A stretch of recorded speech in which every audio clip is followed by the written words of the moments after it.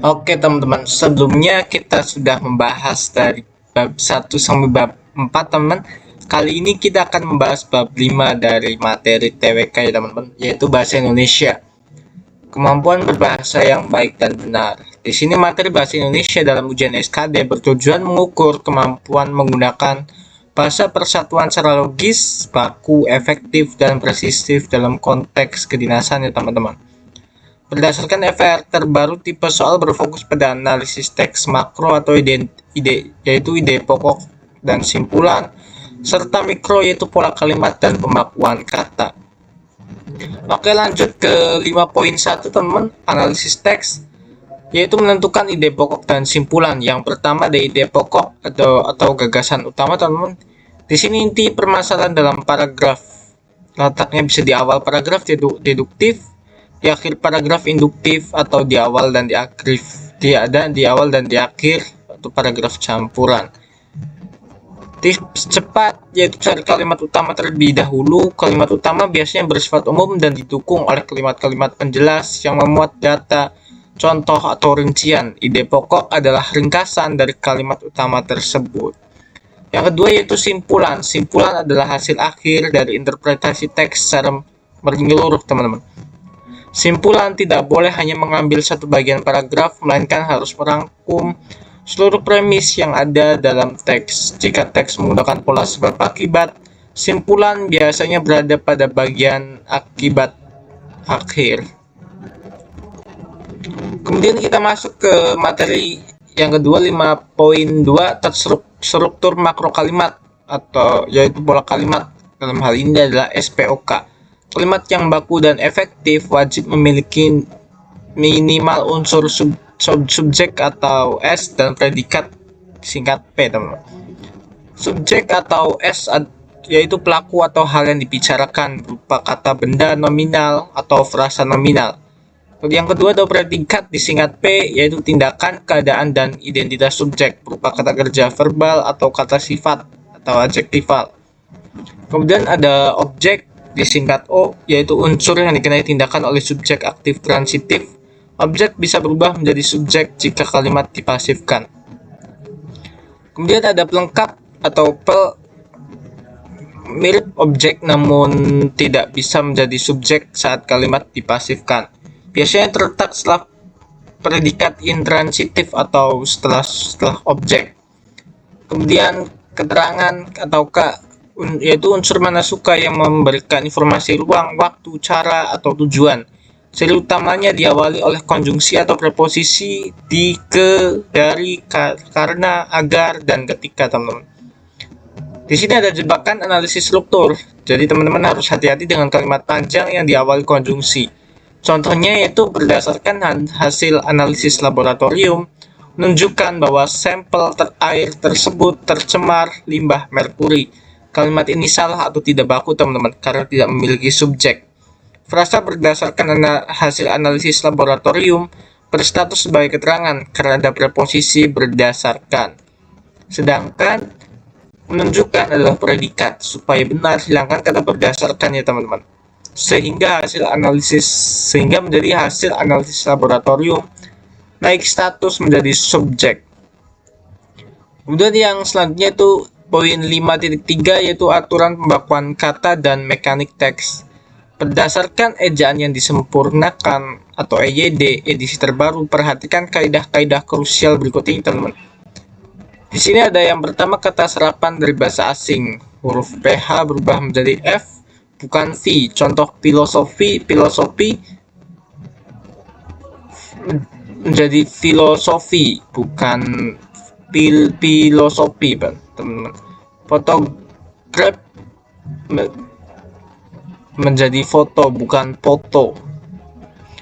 Huruf C di depan A, U, O menjadi K. Contoh kategori, tulisannya kategori teman-teman menjadi kategori, chart menjadi kartu. Kemudian akhiran Asian menjadi ASI. Contoh coordination menjadi koordinasi, implementation menjadi implementasi, seperti itu ya teman-teman. Kemudian ada penulisan gelar akademik. Di sini tulisan gelar akademik diatur ketat dengan tanda koma dan titik ya teman-teman. Yang pertama itu antara nama orang dan gelar wajib disisipkan tanda koma, yang kemudian setiap singkatan gelar dipisahkan atau diakhiri dengan tanda titik.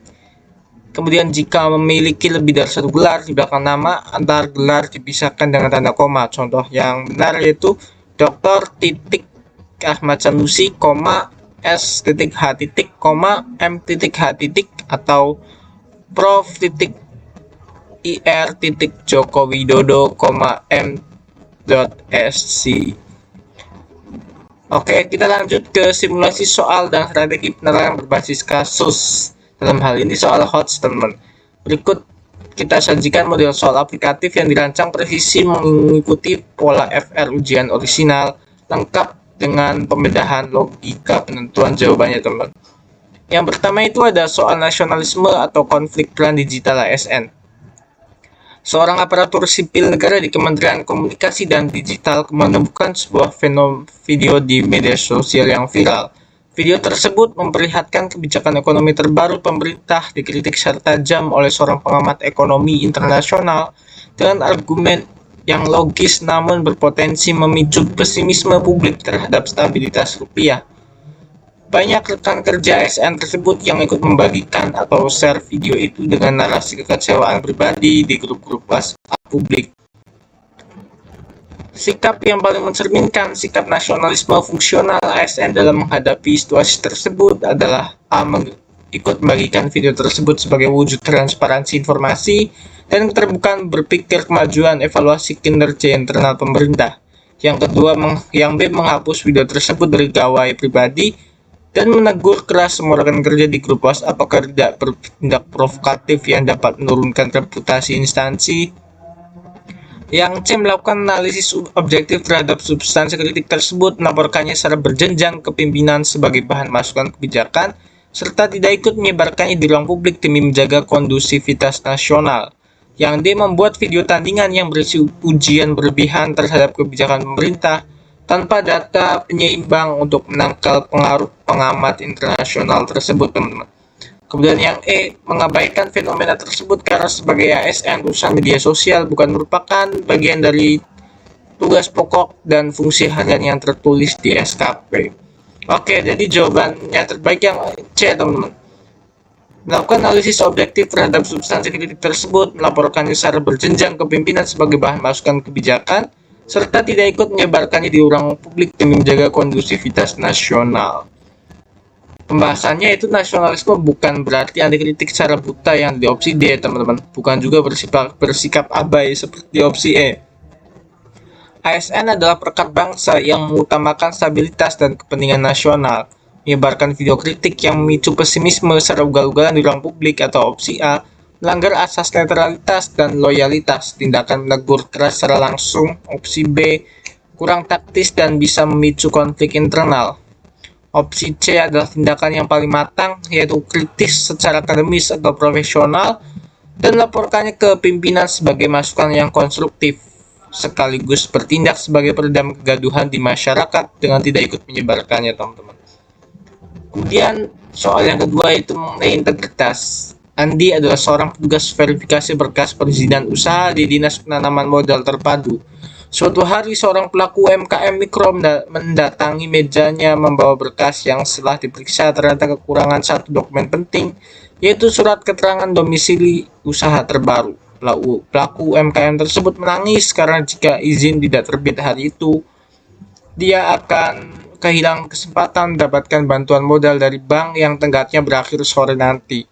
Karena merasa iba, Andi membantu menelepon pihak kelurahan setempat dan lobi rekannya di sana sehingga dokumen tersebut berhasil dikirim secara digital dalam waktu 1 jam.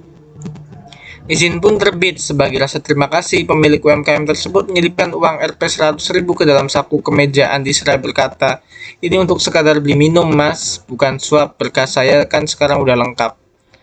Tindakan Andi yang paling berintegritas menurut prinsip KPK adalah A. Menerima uang tersebut karena jumlahnya di bawah batas minimal tidak tindak pidana korupsi dan diberikan secara ikhlas sebagai tanda terima kasih atas pertolongan kemanusiaan. Kemudian yang B. Menolak uang tersebut dengan halus, menjelaskan bahwa membantu mempercepat proses koordinasi antar instansi adalah kewajibannya dan penerimaan uang tersebut termasuk kategori gratifikasi dilarang. Yang C menerima uang tersebut lalu memasukkannya ke dalam kotak amal kantor agar uang tersebut berubah menjadi berkah dan bermanfaat bagi kepentingan sosial yang lebih luas. Yang D menolak uang tersebut lalu membatalkan izin usaha yang sudah terbit karena pelaku UMKM terbukti mencoba menyuap petugas negara. Yang E menerima uang tersebut terlebih dahulu agar tidak menyinggung perasaan warga yang ditolong, kemudian melaporkannya ke Unit Pengendalian Gratifikasi atau UPG instansi dalam waktu 30 hari. Oke, pembahasannya yaitu jawaban terbaik dari B, teman-teman. Menolak uang tersebut secara halus menjelaskan bahwa membantu mempercepat proses koordinasi antara instansi adalah kewajibannya, dan penerimaan uang tersebut termasuk kategori gratifikasi dan dilarang, teman-teman. Pembahasannya yaitu karakteristik soal integritas menuntut ketegasan tanpa kompromi. Uang tersebut adalah gratifikasi karena berhubungan dengan jabatan dan tugas Andi pasal 12B Undang-Undang Nomor 20 Tahun 2001. Menerima dengan alasan kemanusiaan opsi A atau dialihkan ke kotak amal opsi C tetap dikategorikan sebagai pelanggaran integritas. Melaporkannya dalam waktu 30 hari opsi E dilakukan hanya jika pemberian terjadi dalam kondisi tidak bisa ditolak langsung, misal dikirim lewat paket tanpa identitas. Karena di sini pemberian terjadi tatap muka langsung, Andi wajib menolaknya seketika dengan sopan, teman-teman. Tindakan membatalkan izin opsi D adalah bentuk arogansi karena berkasnya sebenarnya sudah sah dan lengkap secara substansi. Kesalahan hanya pada tindakan pemberian uang. Kemudian soal nomor 3 mengenai bela negara, teman-teman. Pemerintah Republik Indonesia memberlakukan kebijakan penataan zonasi pegawai, di mana sebagian ASN muda berprestasi akan dirotasi untuk bertugas di wilayah perbatasan Indonesia Malaysia di Kalimantan Utara selama minimal 3 tahun guna memperkuat tata kelola administrasi kependudukan di beranda depan NKRI. Satria, seorang ASN yang baru menikah dan berdomisili di Jakarta, terpilih dalam gelombang pertama. Satria menyadari bahwa fasilitas hidup, jaringan internet, dan akses kesehatan di lokasi baru sangat terbatas dibanding Jakarta. Manifestasi nilai rela berkorban demi bangsa dan negara yang harus ditunjukkan oleh Satria adalah menerima keputusan tersebut namun segera mengajukan permohonan mutasi kembali ke Jakarta setelah 6 bulan bekerja dan alasan adaptasi keluarga terganggu. Yang B mengikuti instruksi keberangkatan dengan mengajukan syarat tambahan berupa tunjangan khusus kemahalan di atas regulasi standar sebagai kompensasi atas kerugian fasilitas yang dialaminya. Yang C menerima penempatan dengan penuh tanggung jawab, mengemas kompetensi digitalnya untuk membangun sistem administrasi kependudukan yang lebih cepat dan aman di wilayah perbatasan tersebut. Yang D meminta penundaan keberangkatan hingga istrinya melahirkan anak pertama dengan risiko posisinya diganti oleh pegawai lain yang memiliki peringkat kompetensi di bawahnya. Yang E menerima penempatan tersebut dengan pasrah namun memilih pekerja dengan performa standar atau seadanya menyesuaikan dengan minimnya fasilitas kantor yang disediakan di daerah perbatasan. Oke, di sini jawabannya yang C ya, teman-teman. Silakan bisa dibaca lagi untuk opsi C. Pembahasannya itu nilai rela berkorban untuk bangsa dan negara menuntut keikhlasan, pendahulukan tugas di atas kenyamanan pribadi. Mengajukan mutasi kilat opsi A meminta kompensasi berlebih opsi B, menunda tugas opsi D atau menurunkan performa kerja silent quitting opsi E adalah indikasi lemahnya mental bela negara. Opsi C menunjukkan komitmen tertinggi, yaitu tidak sekadar patuh secara fisik tetapi memberikan kontribusi pemikiran dan kompetensi terbaiknya untuk kemajuan wilayah tertinggal demi tegaknya kedaulatan NKRI. Oke, di sini kita punya tips untuk jalan menghadapi ujian SKD, teman-teman. Untuk memaksimalkan nilai TWK melampaui ambang batas atau passing grade minimal 65 poin dengan kumulatif maksimal 175. Teman-teman disarankan mengikuti strategi belajar terstruktur berikut. Yang pertama, minggu pertama internalisasi Pancasila dan sejarah, yaitu fokus pada logika penentuan butir sila 1 sampai dengan 5 dan sejarah PPU PKI dan PPKI. Kemudian minggu kedua penguasaan konstitusi dan tata negara, kuasai pasal-pasal kunci Undang-Undang Dasar 45 pasca amandemen dan sengketa lembaga negara. Yang minggu ketiga integritas dan anti korupsi KPK, bedah studi kasus nilai integritas, dan penyelesaian dilema etika birokrasi. Kemudian minggu keempat, bahasa Indonesia dan simulasi tryout, latihan bedah pola kalimat SPOK dan baca cepat teks narasi panjang, teman-teman. Kemudian kunci utama menaklukkan TWK penalaran adalah kemampuan memposisikan diri Anda sebagai ASN yang ideal, yang lurus, patuh hukum, berwawasan luas, toleran, dan selalu menaruh kepentingan negara di atas segala-galanya pada setiap opsi jawaban yang tersedia. Oke teman-teman, selesai juga pembahasan materi TWK ini, teman-teman. Mohon maaf apabila ada salah kata atau materi yang keliru. Jangan lupa untuk di like, komen, dan share, teman-teman. Semoga materi ini bisa bermanfaat untuk teman-teman sekalian. Terima kasih, selamat belajar, teman-teman.